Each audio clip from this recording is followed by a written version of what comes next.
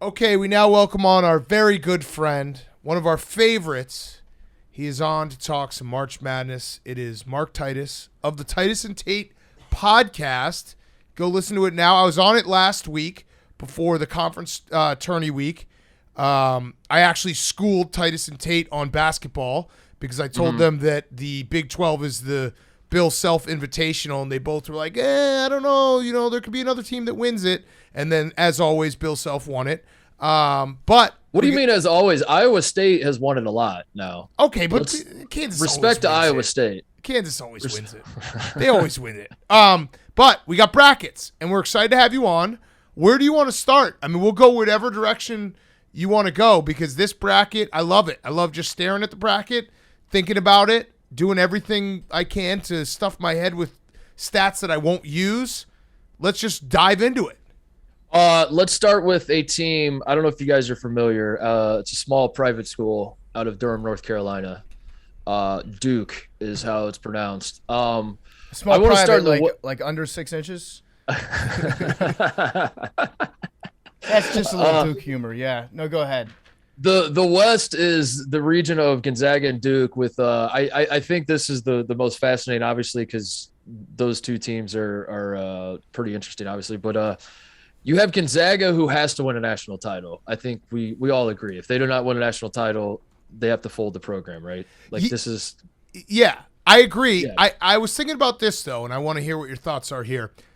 Gonzaga's always even though they're not the plucky underdog anymore, they still feel like it a little bit because the narrative has just shifted. It was always like they'll never make a Final Four, which we hold that narrative and we've kept it. Yeah. And then they've come close and they haven't been able to do it. So now it's like, they get all these recruits. They get Chet Holmgren. They had Jalen Suggs last year. All these guys, they can't get over the hump.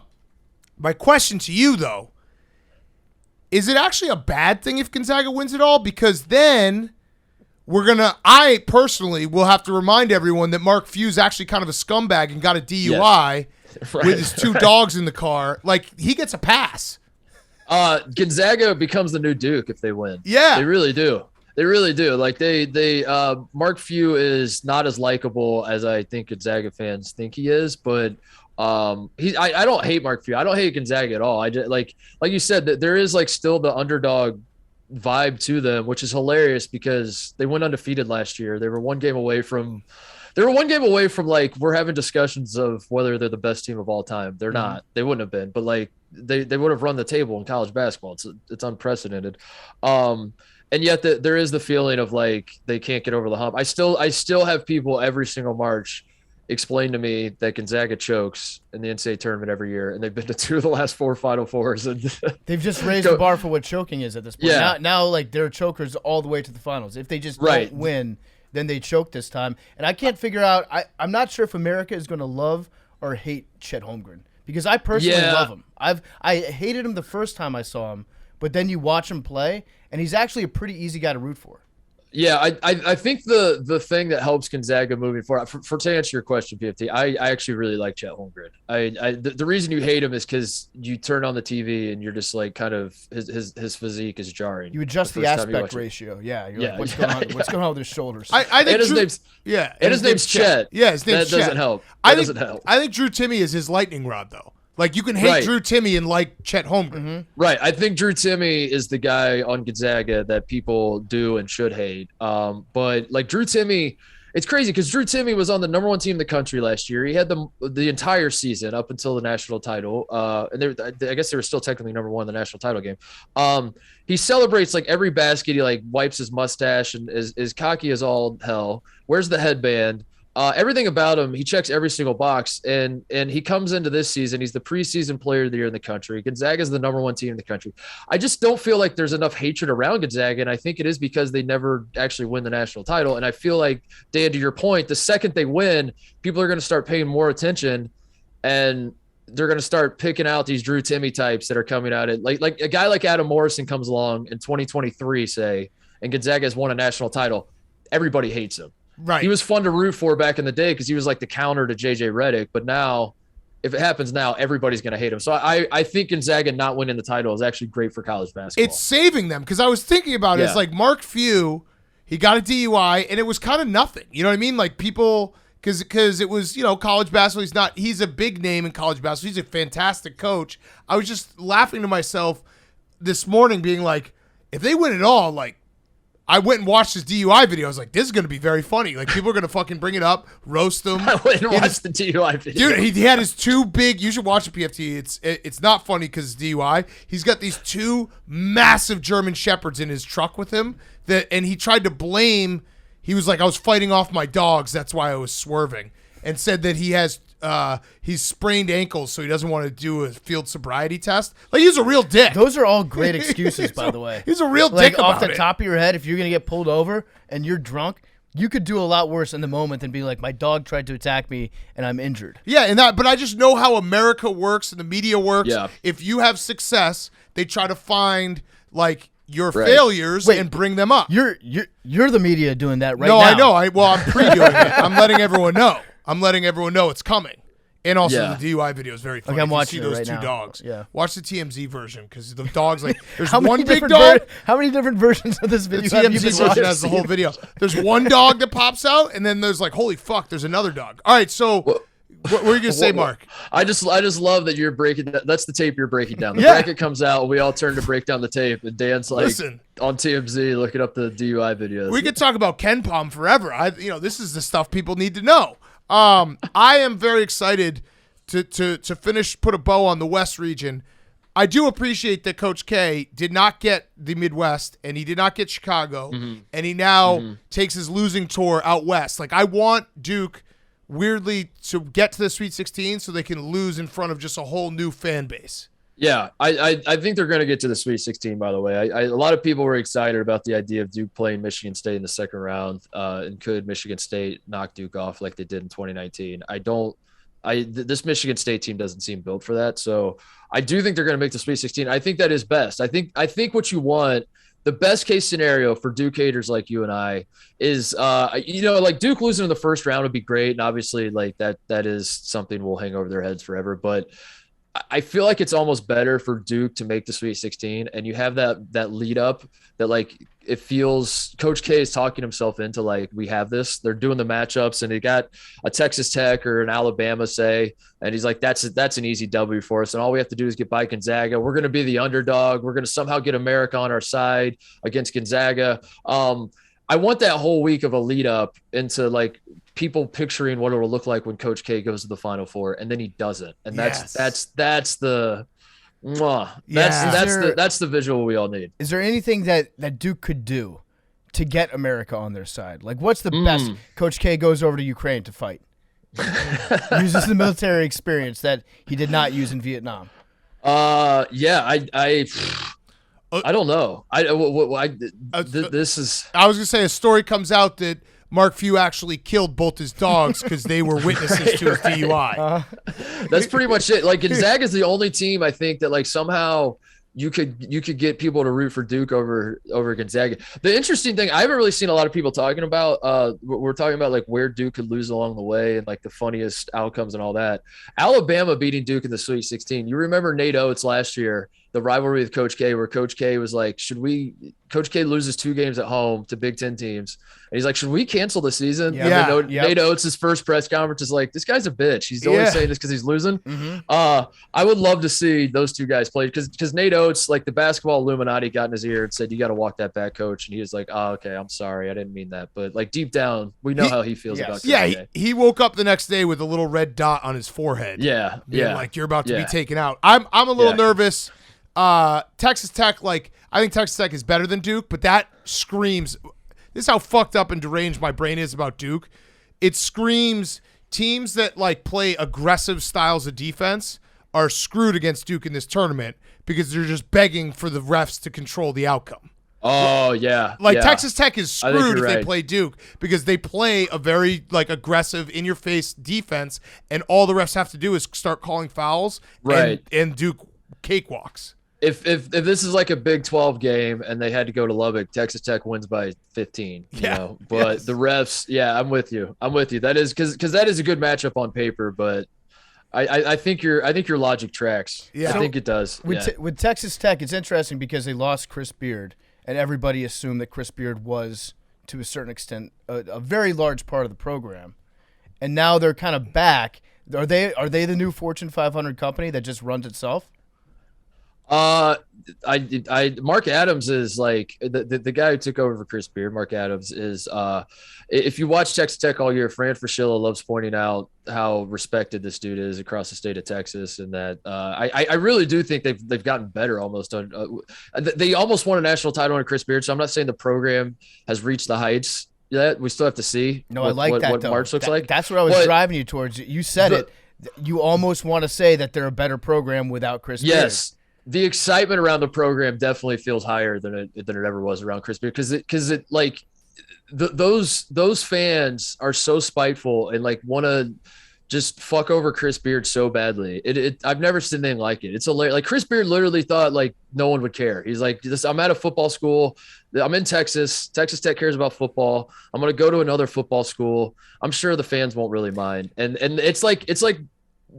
it's awakened something in the Texas Tech fans where they're like, fuck this guy. It could have been We're going to go win a basketball national title now. It could have been anybody except Texas. If he had gone to any other school, no matter who it was, if he gone to Texas A&M even, it would have been fine. But the fact that he went to Texas was like, wait a second, I'm pissed off. Yeah, it really is the like it's something you've never cared about before, and then a breakup happens, and the girl who dumped you points out how little you cared about something, and you just become very spiteful, and you just want to like get in great shape, or like make a shit ton of money or whatever it is. That's how I feel about Texas Tech. Is like they're like, yeah, granted we never really did care about basketball, but now fuck you, we're gonna care, and we're gonna be better than Texas. That's all they care about. The scene in Lubbock when Texas went to Texas Tech this year was like all time off the charts, incredible college basketball atmosphere. All right, let's do the East. Okay, the East is my personal region of doom. It feels like there's some really good teams, and you have like Baylor, UNC, UCLA, who's coming from the Final Four last year, Kentucky, and then you have like even teams like Murray State and San Francisco that are very good lower seeds. Right. What's your big thought about the East? I have Kentucky. I'll say this: I have Kentucky in my bracket winning the whole thing. But I'm not super confident. I just like Kentucky. They are a team to me that can win in a million different ways, and I think like what really opened my eyes with Kentucky was the Kansas game when it turned into a track meet, and they were playing a style that I think I would have thought like Kansas would have been better suited for it, and Kentucky kicked their ass in Allen Fieldhouse, and I came away from that thinking, all right, they can run up and down with teams, they can grind out these SEC games. They laid a stinker in the SEC tournament. But as John Calipari pointed out, they did not take a shoot around, so that game doesn't count. They couldn't shoot, but it's because they didn't do a shoot around. But I'm with you, Dan, in general, because like you go through the top seeds here. Baylor is a team that is very talented. They're loaded. They obviously won the national title last year. They have never really brought it all together. We haven't really seen how good they can be because of injuries. And LJ Cryer's out, and Jonathan Chamwa-Chacha was out, and a lot of different guys have been banged up all season. Same with UCLA. Like UCLA, they've had like Jaime Jaquez, who's probably their best player right now, has two bad ankles, and Johnny Juzang rolled his ankle, and they had like weird COVID pauses throughout the season. Purdue, we've talked about, Dan. Like Purdue has a lot of good pieces, but they don't really fit well together. And like Purdue losing in the first round wouldn't shock you, and Purdue going to the Final Four, you're like, yeah, no shit, they went to the Final Four. I mean, they have Jaden Ivey and Travion Williams and Zach Edey. So the East is prime for a lot of chaos. I think that's a good call. The East is going to be a chaotic region for sure. Is Zach Edey the biggest player in this tournament? I always love a good breakout, just giant, because every year there seems to be like one guy that plays on like a 12 or 13 seed. You're a big Taco Fall fan. Love Taco Fall. Who was the guy? Who was the guy back in the day? Had a giant undershirt. Played for New Mexico State. Yeah. I love the breakout big guys. I for Bilar or something like that. Is how you Sid? I don't know. I wish Jake Marsh was here. He would know. Yeah, he was like 7'5", but yeah, is Edey the biggest guy in this? I think Edey's the guy. Yeah, I think Edey's got to be the guy. What about St. Mary's? Do you have like who's the little wombat from Australia on St. Mary's this year that I can get behind? Is it Tommy Kuhse? Is that the guy? I think Tommy Kuhse would be the guy. Yeah, St. Mary's is actually good. St. Mary's is they're a fun team. I didn't really do the deep background check on all their ethnicities. I don't know if they're still Australian, if all of them are still Australian, but let's just roll with it. Yeah, they're all any white guy on St. Mary's is, definitely from like Perth. Yes. So everyone's taking Virginia Tech over Texas. I am also. Is that the right? Is that the right side? It feels like they should be the favorite in this game. Yeah. Virginia Tech, Texas is another team that like some of the other ones we were talking about in the East. That the idea of them, I think, has intoxicated people all season, but we've never actually seen what the final form is. And like now we're in March, and you're like, yeah, but if Texas can pull it all together, just wait to see what we could see here. I don't think Texas is that great of a team. And Virginia Tech's hot. Virginia Tech has a fun offense. I think that's a fair pick. I have Virginia Tech in my Sweet 16. I have Virginia Tech beating Purdue too, because I think that's a good matchup for Virginia Tech as well, as playing Purdue in the second round. That one makes me nervous just because there's always, from a gambling perspective, you actually couldn't get Virginia Tech at a higher high and Texas at a lower low. So it's like this doesn't – and Chris Beard, obviously, his defense in a tournament setting. That's one of those ones I look at. I'm like, because my gut says Virginia Tech as well. And I'm like, wait, what am I doing here? Texas could not be like lower. Texas's problem is their culture. They're a group of guys. Like they went to the transfer market, brought a bunch of guys in for Chris Beard in year one that put up a bunch of great stats but lost a ton of games. And they threw them all together and they said, look at how great these stats were for all these guys. And none of them are winners. None of them know how to win. None of them have won an NCAA tournament before. So I trust Chris Beard long term. I really do. I've enjoyed piling on this year, given the way he left Texas Tech. But I do trust that he'll have a good program eventually at Texas. But I don't like this team at all. Yeah. All right. Let's go to the South. Arizona. This one. I mean, this is. You have Arizona, who, speaking of size, they are the biggest team in the country. It feels like the only teams. Like if you look at their season, they had the shout out you Mark, the back-to-back mountain trip where they tripped up against Colorado, and then weirdly like Stanford played them well because Stanford's also a huge team. So it's to me, Arizona's finding another big team that can bother them inside, and then you have Tennessee, who is one of the hottest teams. Villanova, who's always in there, and Illinois, which I don't – let's start with Illinois. Yeah. I want to believe in Illinois, but I also am like, I don't want to get burned again because I did believe in them last year, and I feel like I'm going to get burned again.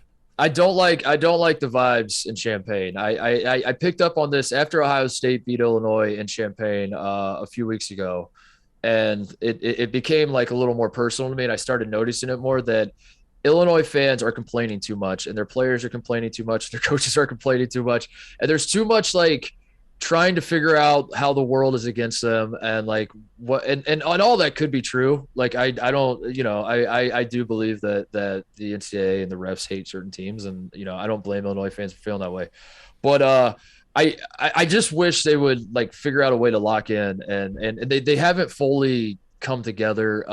Curbelo is. I can't make sense of him. He's I said it on your podcast. I'll say it again. Someone put it perfectly. Curbelo is if every play is a 1 to a 10, but they took out numbers 3 to 7. Right. That's every single play for him. He is truly like take over a game and then just do the most maddening thing you could possibly see. He had the play of the game in the Big Ten tournament against IU. That pass he threw, that was an absolutely disgusting pass. And then and he's a very good player. And yet at the end of the game, I was cheering for IU because I grew up an IU fan and my family all went to IU. So like I'm pulling for IU, and Curbelo's bringing the ball down the floor for the final shot, and I'm like, IU's going to win this game. Like Curbelo's going to miss it. He's trying to do too much. Curbelo, he's going to blow it. Yeah, he literally was like, "This is my Tyus Edney moment, coast to coast. Here I go." Right. Just did it. And that terrifies me because I think like Illinois is in a position where they can't kind of it's not like Brad Underwood's going to like put Curbelo on the bench and only play him 10 minutes in big games in the NCAA tournament. You got to ride with your guy, But But I wish Trent Frazier was given the ball more. I wish Alfonso Plummer was. I wish they ran stuff through both of those guys more than they do Curbelo. But at the same time, Curbelo will make like 2 or 3 plays where you're like, never mind, I take it all back. Yeah, give the ball to this guy. Yes. What about Tennessee? Because Big Cat alluded to them earlier. They're probably the best 3 seed in this tournament. I'm done, by the way. I'm done being upset about them being a 3 seed. There's only so many days that I can possibly care. Yes. And I cared on Sunday, and I was like, this is a travesty. I'm done caring now. I was upset about it, too, because they should have had Duke's 2 seed. But, like, being not in Gonzaga's region is I think it works out well for them. I think it's actually – yeah. They got like 36 hours of caring about it from me. So I think that's a pretty good deal. I'm done caring about it. Right now, I like where they're at. It's not an easy group that they're in, especially, you look at Villanova that they had. That's the tough matchup because they beat Arizona. I think we're just pushing Villanova past Ohio State. That's what we're doing. PFC. Oh yeah, well Ohio State's going to lose to Loyola and that fucking witch. Okay, all right. Although I think I am betting on Ohio State in that game, just because everyone's all up Sister Jean's skirt. Oh, thank you. Yeah. So, but with Tennessee, what's the likelihood they could actually get out of this group? So this is I feel like Dan talking myself into circles with like the gambling brain, as you say, because on the one hand it's Rick Barnes and like I don't know how you can't we have years and years and years and years of data to suggest that like betting on Rick Barnes in this NCAA tournament is actually insane. You're insane if you think Rick Barnes is going to do anything with a good team.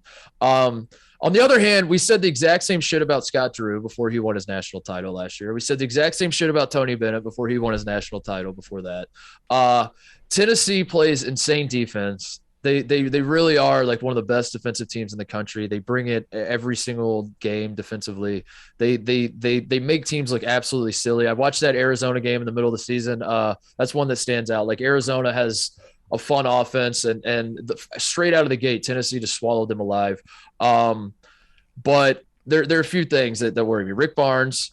It's also like with all of these SEC teams, they all look so fucking awesome at home, and you just get so drunk like watching Auburn in the jungle and watching Tennessee in front of their fans, and Arkansas is the same way. Bud Walton is just absolutely fucking nuts, and like you watch Arkansas get a big win at home, and you're like, oh my god, this team, who's beating this team?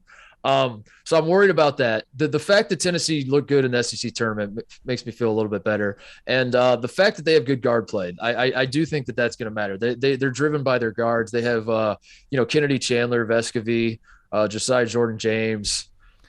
Ziegler's pretty good too. Like he can come in and he knows his role. And I think that makes me believe in Tennessee. I have Tennessee losing to Ohio State in the Sweet 16, but I'm also extremely biased. Homa, and like I'm never going to pick Ohio State. Like truth be told, if Ohio State was wearing, I don't know, USC jerseys, I would have Tennessee giving Arizona a very, very good game in the Elite Eight. I think Tennessee is very, very good. So I'm an honorary Vol for life. I want Tennessee to do well. I think Rick Barnes is the big sticking point to me. It's kind of like whenever you're looking at the bracket and you try to start talking yourself into a Mountain West team, and you're like, no Mountain West team has done anything. Like Nevada went to the Sweet 16 with Musselman's team, which they were electric, but time and time again, the Mountain West gets in and doesn't do anything. Do you know about this guy David Roddy on Colorado State? Oh yeah, of course he missed that big free throw against Wyoming, right? No, he did. I watched Mountain West. He's awesome. He's fucking awesome, dude. Awesome. Like I hear what you're saying, but at the same time, like we need Colorado State to beat Michigan. Oh this yeah, like we need this. I agree. David Roddy's awesome. I'm just saying that if there's some tried and true things in the bracket where it's like Rick Barnes, Mountain West, like some of these teams. But to Tennessee, I think the biggest problem with Tennessee, and I know this because I root for a team that has this same issue, and Tennessee's better than Wisconsin this year. But every fan who roots for a team that has this issue going into the tournament, it's essentially you're getting into the tournament and you're saying to yourself, can we survive that 5 to 6 minute stretch where we just don't have a field goal? Yes, that is Tennessee. It's so scary because you're like, it's going to happen every game. We just won't hit a shot for a stretch. Like it will go in between media timeouts and we're not going to hit a shot. And can you survive it? And that's the big question. Tennessee is very high on the list. I think Iowa State would be a team I would put up there too. Of teams that are in the tournament, got at-large bids that if you told me they went 9 minutes without a field goal, I wouldn't even bat an eye. Like that is a concern. That is a fair concern. They've had those stretches this year, but I don't know. I don't like there's something that feels slightly different with this tennis. There's something that feels slightly different. I think it is that they're so guard dominant that I have to believe that one of these guards can figure it out. Like one of these guys will in those moments. Hopefully it's Kennedy Chandler. He's been playing well as of late. Hopefully it's like Josiah Jordan James has been great too. One of these dudes could step up and just say like, let me score a couple to end this drought, because they are good defensively. Like that's the thing. Like even when they're not scoring, they're still, if they go 9 minutes without a field goal, they're probably also only giving up like 4 points in those 9 minutes.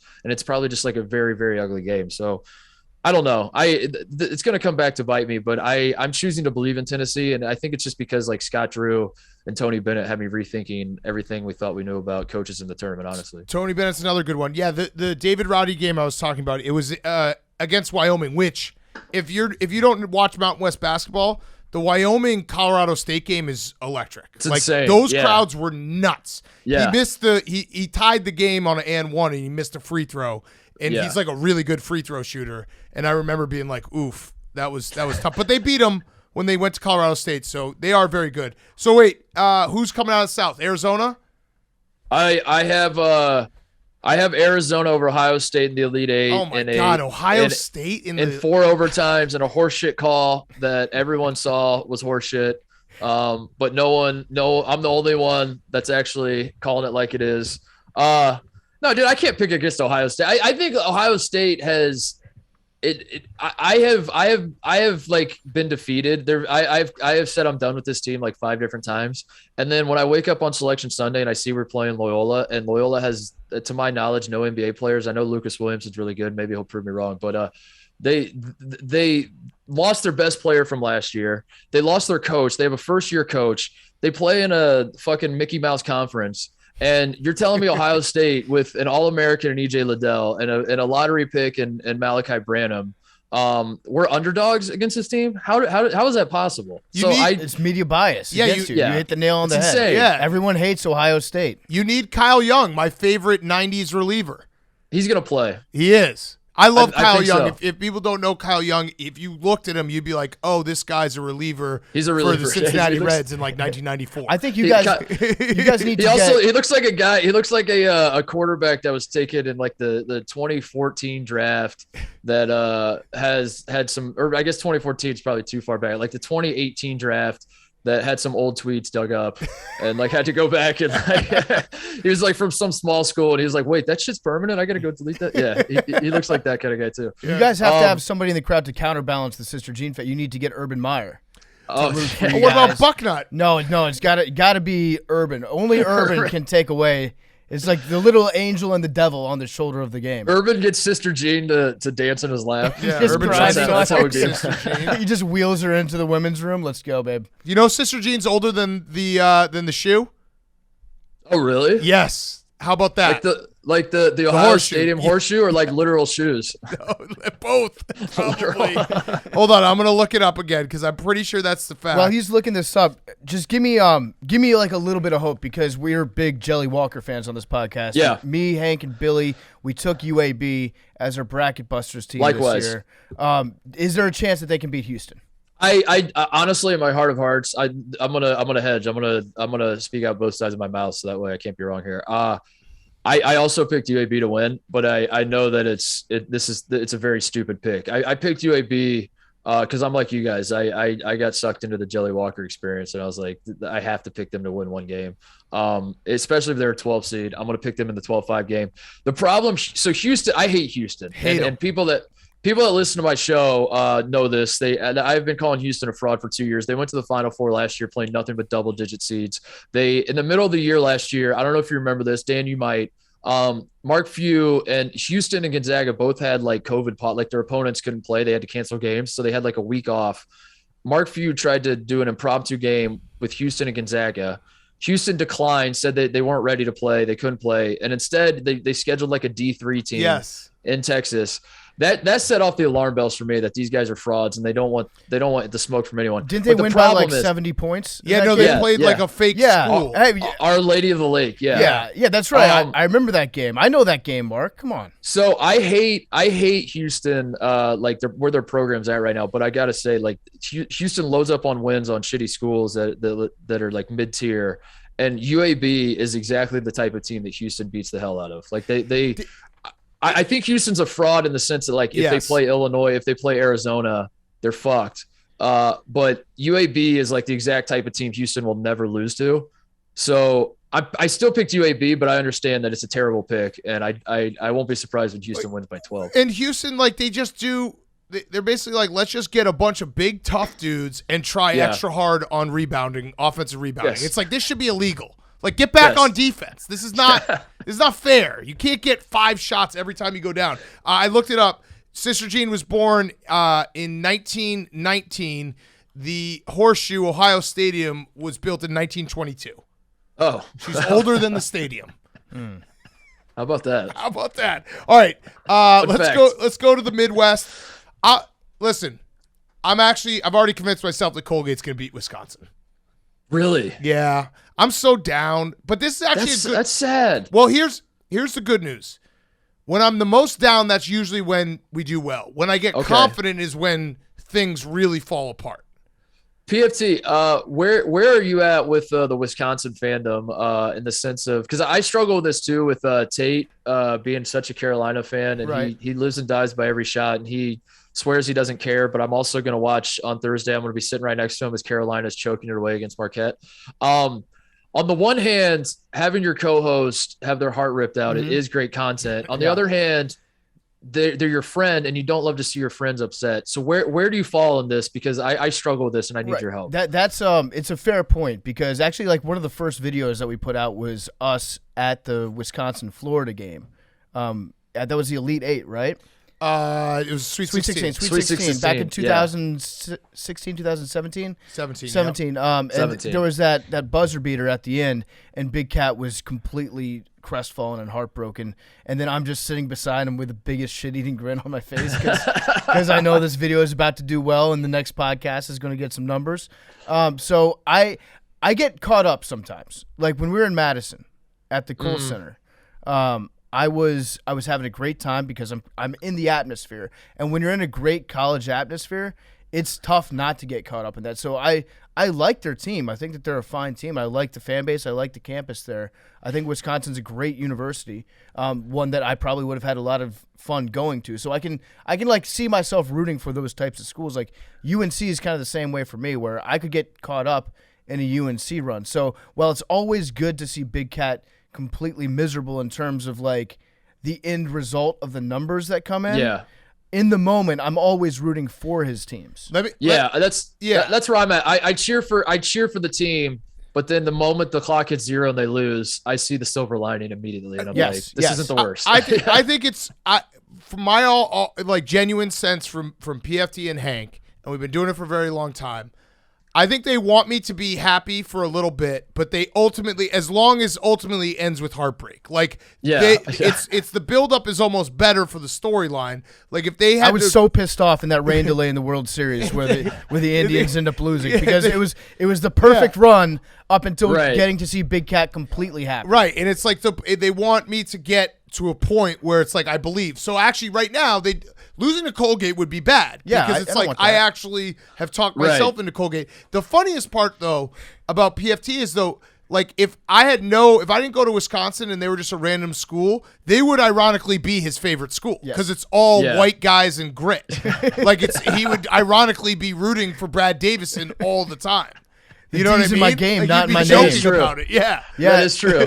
No, and like they use the fullback nonstop in like football. So, but you really are off the train though. You think I'm not off the train. I'm just like I don't know. I'm just nervous, and I don't want them to lose. I've said it. People like to say that I'm like I've overrated them, which is insanity because I've been very honest. I think I'm actually very honest about my teams.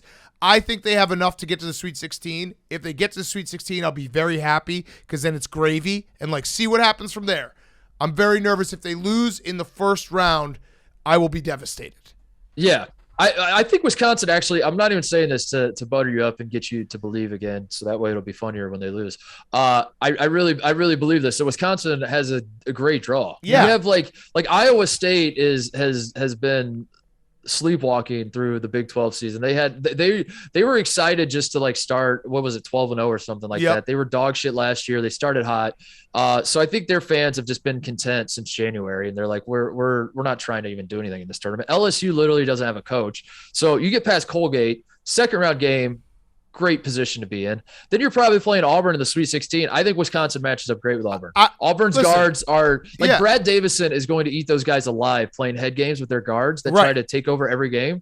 He's going to love that. I agree with everything you're saying, and I will go back to the fact that they're playing in Milwaukee on Friday, and I've been to a first 2-round game in Milwaukee. It might even be louder than the Kohl Center because people are drunker. And it's the Kohl Center has a weird thing where half the crowd is 70 years old and wearing sweaters. So it might be louder than the Kohl Center. So I'm going off of that that will be our ace in the hole.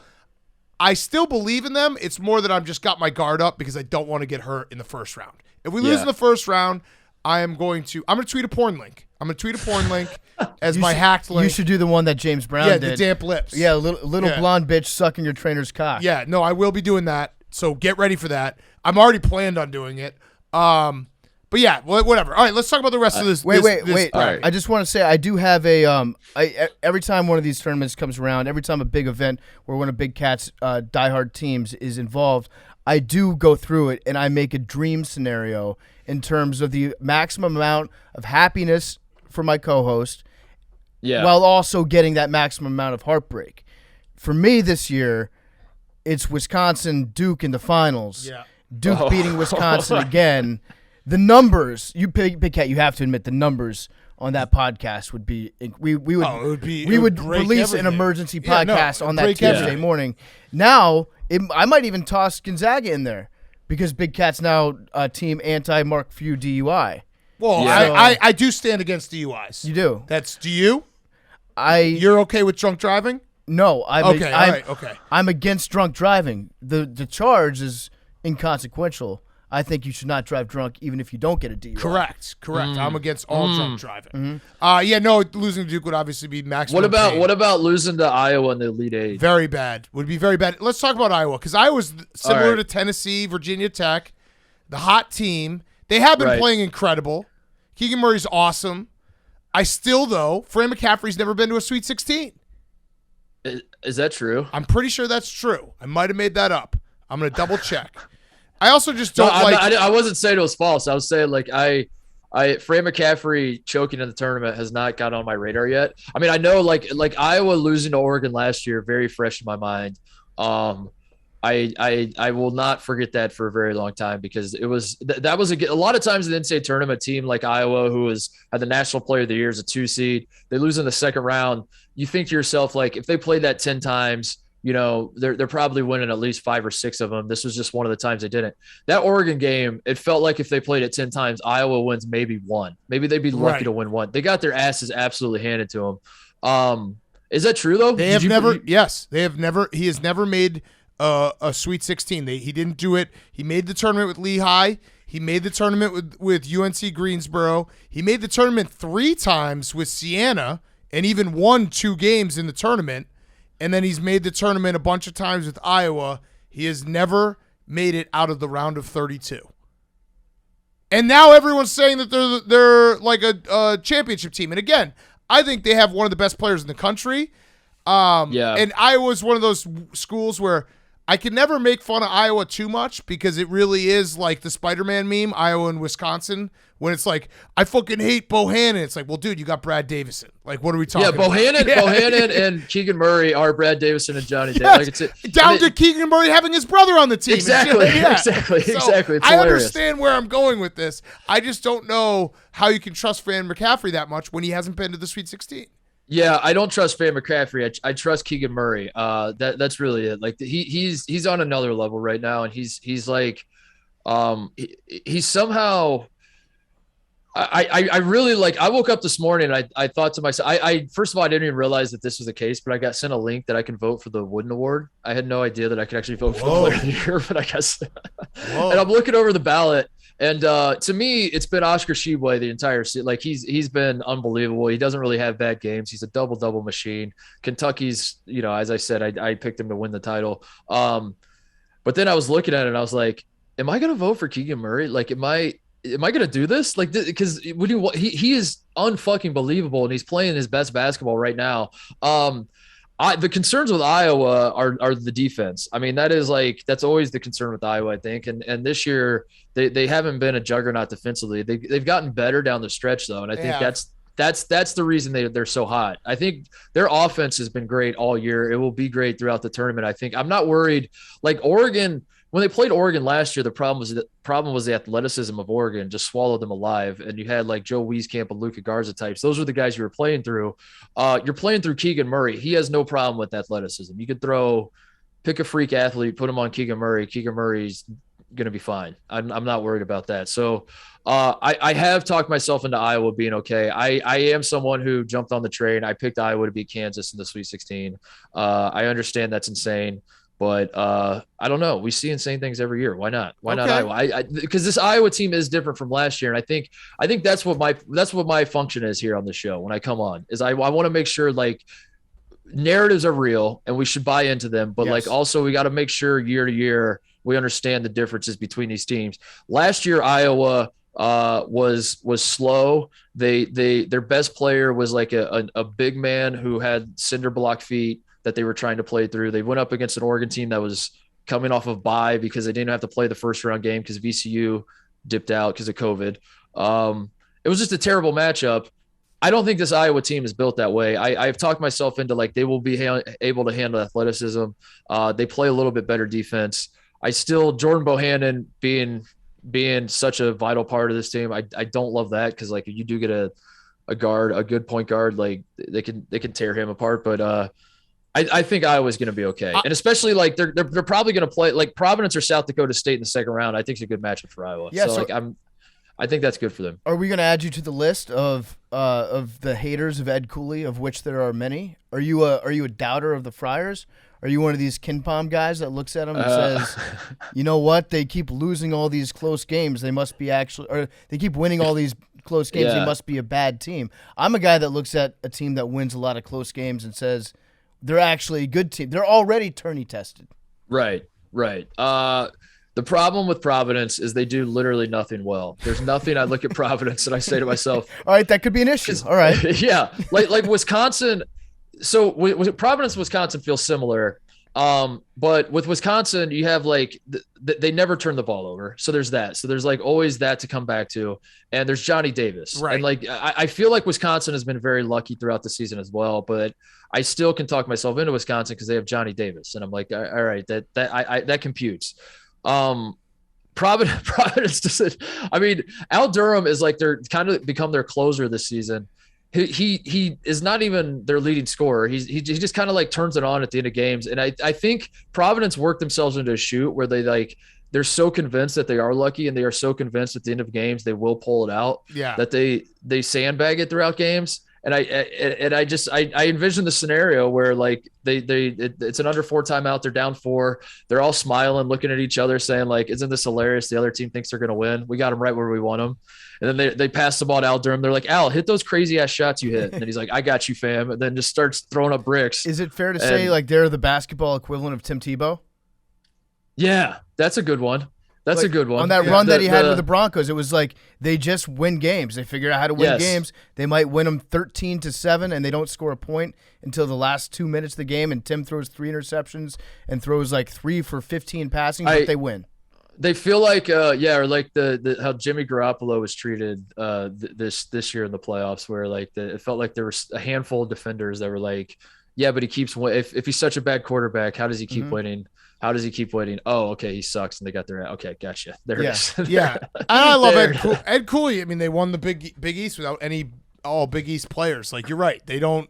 Johnny Davis is the part where it's like a little bit different. Where it's like to that point, you're saying that as like it's a good thing, and it is, and like we should celebrate Ed Cooley. We should be like I'm not telling Providence fans that it was a fraudulent title, even though Villanova swept you and won more games in the Big East. I'm not saying it's fraudulent.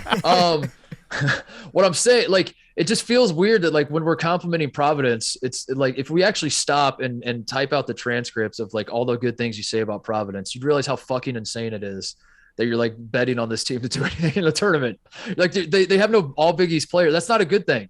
That's not good. We want all Big East. We want talented players to carry us in these tournaments. I don't know. So I like Ed Cooley though. I'm not an Ed Cooley hater. I love Ed Cooley, but sounds like I've talked myself out of. You're just a hater. Sounds like you are. Of all the kids that he coaches. Sounds like you are. One last thing on the Iowa thing. They have played better defense. I was looking it up, and they're number 2 offense, number 75 defense. The last month and a half, they've been the number 1 offense, number 50 defense. So they got a lot better. Like they got a lot better. I'm gonna give Iowa credit. Like they have played a lot better defense than the traditional Iowa that just basically every game is who can score 80 first. No, I mean, like they don't. To be fair, like I think picking Iowa to win the national title is absolutely insane. Like because it is going to come back and bite them. They don't play good enough defense. You have to play better defense than they play to win a national title. But they to your point, Dan, they're playing better than they played in the past, and I think that like makes it different. That makes this team a little different. I don't know.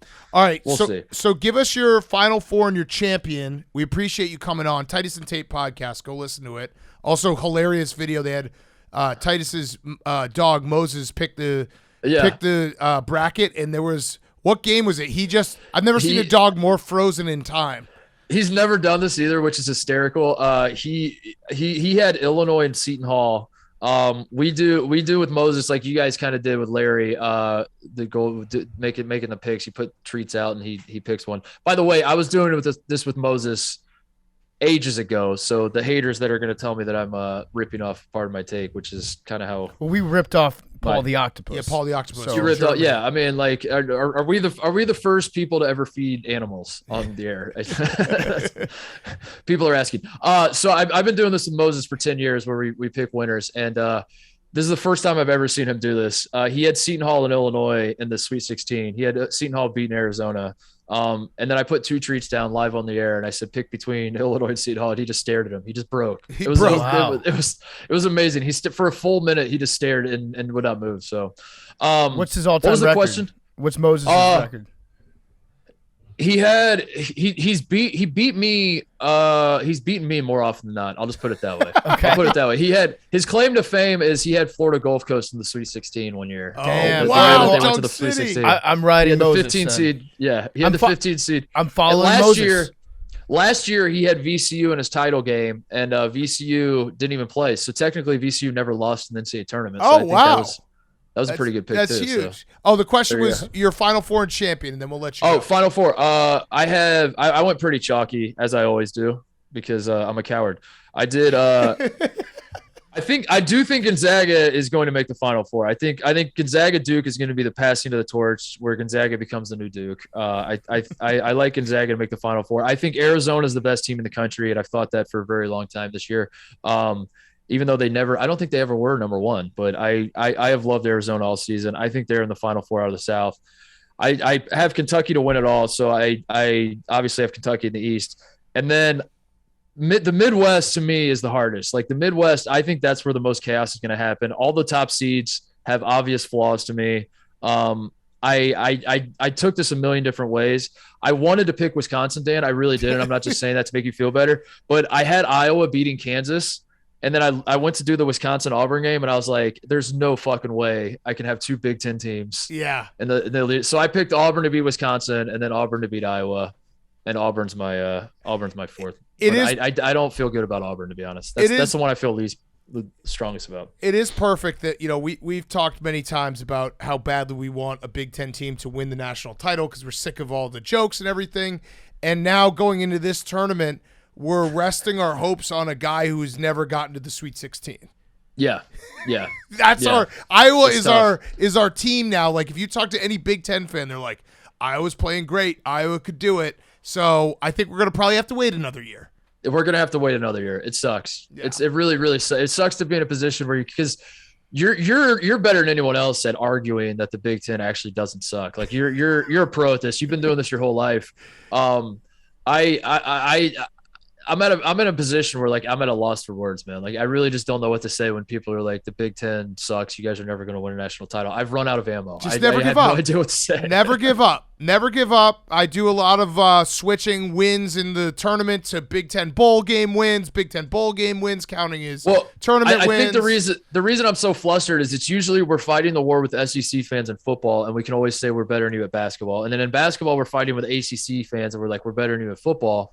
But now the SEC has invested so heavily in basketball, and the SEC was like a better basketball league this year than the Big Ten.